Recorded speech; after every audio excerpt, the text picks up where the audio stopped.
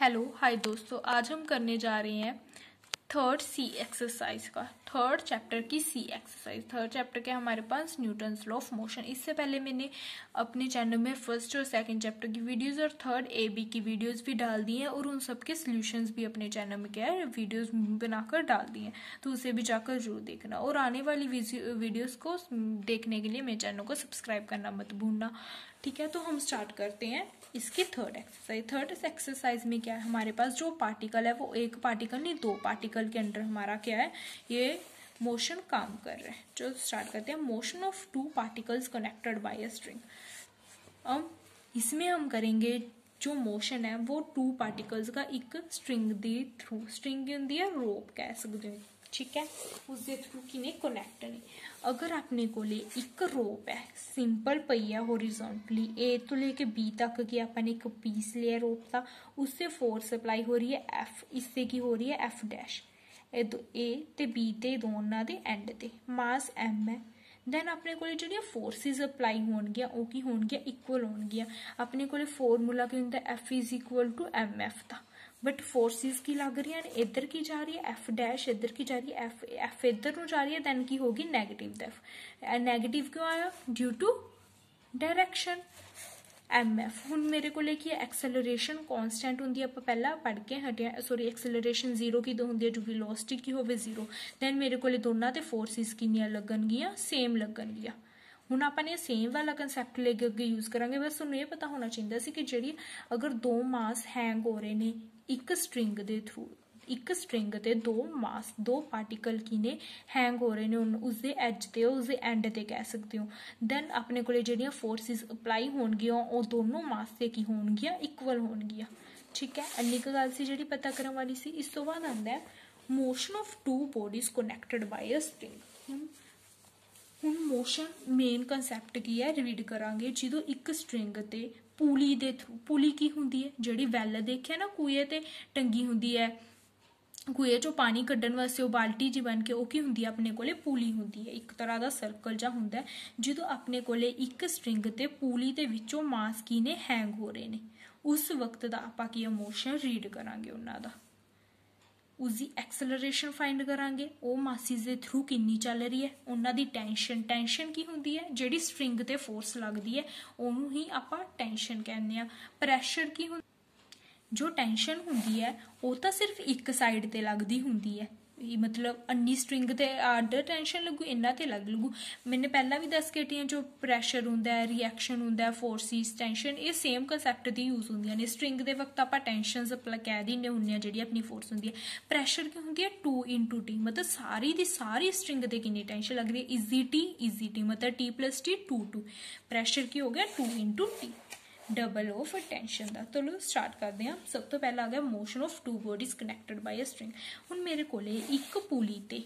आ पुली है, इससे एम मास 1 भी हैंग हो रहे M2 भी। आपां क्वेश्चन दे विच देख के आए हैं जड़ा मास है, देखो की कहते हैं टू मास M1 ते M2, जड़ा मास M1 की है वो ग्रेटर है। हुण पुली ते अगर मेरे को मास हैंग हो रहे हैं M1 ते M2, मेरे को पता है M1 की है ग्रेटर M2 तो जड़ा M1 की है वो थल्ले आऊगा एज कंपेयर टू M2 तो उच्चा ही रहूगा, ये तो आपां नूं सारिआं नूं पता है। ठीक है, light inextensible string, inextensible string किहड़ी हुंदी है, ये गल ध्यान नाल सुनियो क्योंकि अगे क्वेश्चन के विच आप एक्सटेंसिबल ते इनएक्सटेंसिबल स्ट्रिंग वास्ते भी पढ़ांगे। इनएक्सटेंसिबल स्ट्रिंग वो होंदी है जिससे अगर मैं स्ट्रिंग ते कोई मास हैंग किया है वो स्ट्रिंग अपनी लेंथ नू इनक्रीज ना करे, कुछ एक्सटेंड ना करे। हूँ देखो अगर रबड़ है, अगर मैं रबड़ ते कोई मास हैंग करूँगी तो रबड़ वड्डी होंदी है, आपां भी अगर वो खिंचते हैं वड्डी होंदी है, वो की होंदी है एक्सटेंसिबल। इनएक्सटेंसिबल की होंदी है अगर किसी ते भी मैं उसका मास हैंग कर रही हाँ तो वड्डी नहीं हो रही, अपनी लेंथ नहीं बता रही, वो की होंदी है इनएक्सटेंसिबल स्ट्रिंग। इस विच आपां वो कंसैप्ट लेके चलांगे। ठीक है, इनएक्सटेंसिबल स्ट्रिंग का मतलब अगर मैं एक स्ट्रिंग ते मास हैंग करता दैन उसकी वो एक्सटेंशन नहीं कर रहा, ओनी दी ओनी ही लेंथ रहूगी। अगर पहला उसकी लेंथ नैचुरल लेंथ T1 सी, स्ट्रिंग की लेंथ कितनी सी, सॉरी आप एक्स लेके चलने एक्स सी, दैन मास हैंग करे तो भी कितनी रहूगी, M ही रहूगी। ठीक है, हुण आप easy extension sorry acceleration, tension ते प्रैशर की फाइंड करना है। ठीक है, हुण देखो मेरे को जिहड़ी स्ट्रिंग सी ओवरऑल किन्नी लेके चली सी मैं एल लेके चली सी स्ट्रिंग दी ओवरऑल लेंथ किन्नी है एल बट जो मैंने पुली ते हैंग की एक्स इधर नूं चली गई वाई इधर नूं चली गई दैन मेरे को इसकी नैचुरल लेंथ किन्नी सी एल एक्स एक साइड ते चली गई वाई दूसरी साइड एक्स प्लस वाई किन्नी हो गया मैंने डेरिवेटिव करता with respect to T T उरे टाइम ही है D by D Y by D T is equal to 0 ये 0 क्यों है एल की सी मेरे को कॉन्स्टेंट उधर जाके की होगी नेगेटिव दैन मैंने की किया इसका डबल डेरिवेटिव ठीक है इसका डबल डेरिवेटिव ते सिंगल डेरिवेटिव तो आपां नूं की पता चलता है जिहड़ी इसकी वेलोसिटी है एक्स इसकी एक्स वाली साइड दी ते वाई वाली साइड दी एंड जिहड़ी इसकी एक्सलरेशन है वो की ने सेम ने इक्वल आ रही ने बट उस दे विच सिर्फ फर्क किन्ना है माइनस दा मतलब उन्हां दी डायरैक्शन दा मतलब मेरे कोले अगर M1 थल्ले नूं आ रही है तो M2 की जाऊगी ऊपर नूं जाऊगी इस तो आपां सिर्फ अन्ना का कंक्लूजन मिलता है कि अगर मेरे को ओवरऑल एल लेंथ है उसका मास अन्ना के इधर हैंग करता अन्ना के इधर नूं तो उसकी वेलोसिटी ते एक्सेलरेशन का सिर्फ की है अपवर्ड ते डाउनवर्ड दे विच फर्क आऊगा मतलब सिर्फ डायरैक्शंस का नैगेटिव ते पॉजिटिव का फर्क आऊ उस तो सिवाय कुछ नहीं है सेम होणगियां तो हम स्टार्ट करते हैं आप इसदियां इक्वेशनस बनावांगे इक्वेशन किसदी ले रही है सब तो पहला मैं मास एम दी एम मास दी हुणी आप पिछे कंसैप्ट करके आए हैं टेंशन वाला सॉरी लिफ्ट वाला कंसैप्ट किया ना फस्ट एक्सरसाइज दे विच जो मेरे को लिफ्ट सीगी अगर उससे एक्सेलरेशन की लग रही सी ऊपर नूं लग रही सी ग्रैविटी थल्ले नूं हुंदी है मेरे को रिएक्शन की जा रही सी उरे जा रही सी अगर एक्सेलरेशन ऊपर सी जी मेरे को फोर्स आ रही सी पी कह लो चाहे तुसी आर कह लो कि इक्वल आ रही सी अगर एक्सेलरेशन ऊपर नूं है एम इंटू जी प्लस एफ दे अगर मेरे को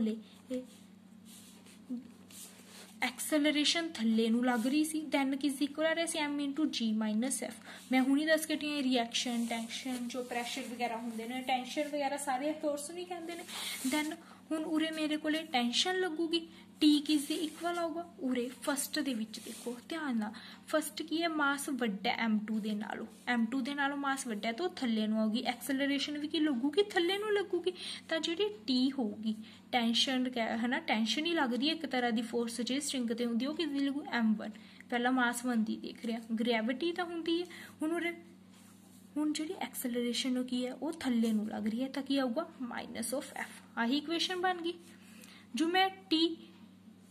हुणी फस्ट चीज़ दे आर्टिकल 8th दे विच कीते सी दोनों के फोर्सिस सेम लगनगियां फोर्सिस सेम लगन दा मतलब टेंशन सेम लगनगियां ते M2 वाले भी टी ही रहूगी मतलब T1 T2 का कंसैप्ट नहीं हो M2 gravity as it is हुण मेरे को मास की है ऊपर नूं जा रहा है तो एक्सेलरेशन की लगूगी अपवर्ड वाले की लैने होने पॉजिटिव आ दो इक्वेशनस बन गए जो इन्हूं कंक्लूड करांगे इन्हां नूं एडिंग करांगे दैन अपने को एक्सेलरेशन की इक्वल होगी M1 minus M2 upon M1 plus M2 into g यही अपने को फॉर्मूला जो सम दे विच सीधा आप अप्लाई करांगे अगर उन्होंने कि एक्सेलरेशन फाइंड करो दैन एक्सेलरेशन का फॉर्मूला की है M1 minus M2 M1 plus M2 into जी उरे M1 माइनस M2 क्या है क्योंकि M की है M1 की है ग्रेटर है M2 तो अगर M2 ग्रेटर हो M1 नालों तो M2 माइनस M1 सिर्फ अन्ना फर्क है ठीक है ए सी एक्सेलरेशन इन एक्सेलरेशन एक इक्वेशन च पुट कर देंगे फस्ट च कर दो चाहे सैकेंड विच कर दो उत्थों की आ जाऊगी मेरे को टेंशन की इक्वल होगी 2 into M1 M2 upon M1 plus M2 into g दे प्रैशर दस के हटिया 2 इंटू 2 मेरे को जिन्नी टेंशन आई है उसकी 2 ना मल्टीप्लाई ओके करता मेरे को की आ गई प्रैशर आ गया इसदियां कुछ कोलैरिटीज ने ਉਹ देखो किवें ने करोलरीज अपने को की कहंदियां ने फस्ट करोलर की proof that the pressure on the pulley जिहड़ा पुली ते प्रैशर पा रहे वो हमेशा घट होऊगा वेट दे सम नालों जिन्ना मासीज दा वेट है ठीक है उसदे नालों हमेशा की घट होऊगा सम ऑफ वेट माइनस अगर मैं प्रैशर करदा पुली तो उन्होंने प्रूफ किया घट आ गया मेरे को एवं कुछ करोलरीज ने आबली इंपोर्टेंट है जिहड़ी क्वेश्चन दे विच एक क्वेश्चन दे विच अप्लाई होगी यही देख लैंगे आपां पहले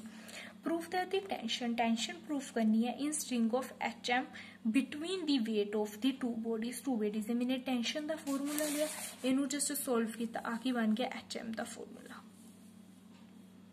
नॉर्मल जा तरीका है बस तुहानू ये पता होना चाहिए एक्सेलरेशन का फॉर्मूला की है ते टेंशन का फॉर्मूला की है तो ये याद रखियो जो स्ट्रिंग पुली ते दो मास हैंग हो रहे हैं दैन टेंशनस की लगनगियां सेम लगनगियां ठीक है, उस तो सिवाय कुछ नहीं हैगा। ते एटवुड मशीन इसका भी एटवुड मशीन केड़ी मशीन होंदी है? एटवुड मशीन वो मशीन है जिसते हमेशा 2 इक्वल वेट्स ही हैंग किए जाएंगे एक स्ट्रिंग दी एंड्स ते, ठीक है। लाइट पुली भी होगी उसते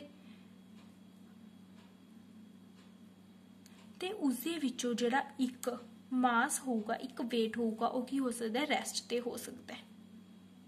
ते जिहड़ा जो एक मास की है थल्ले आ गया तो जिहड़ा दूसरा की होगा ऊपर चला जाओ। सिंपल जिहा तरीका है, जो एटवुड मशीन की गल की जाओ उदों मास की होणगे मेरे को सेम होणगे। Thank you.